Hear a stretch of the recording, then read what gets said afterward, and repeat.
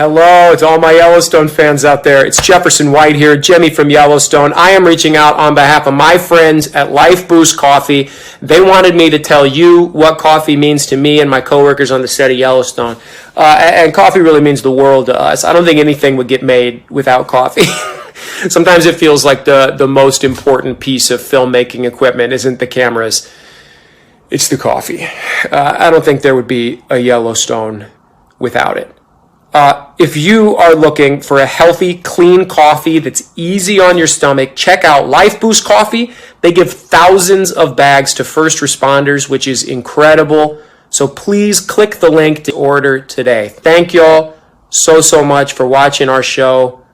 That really means the world to me. Go out and get yourself some coffee. Bye now.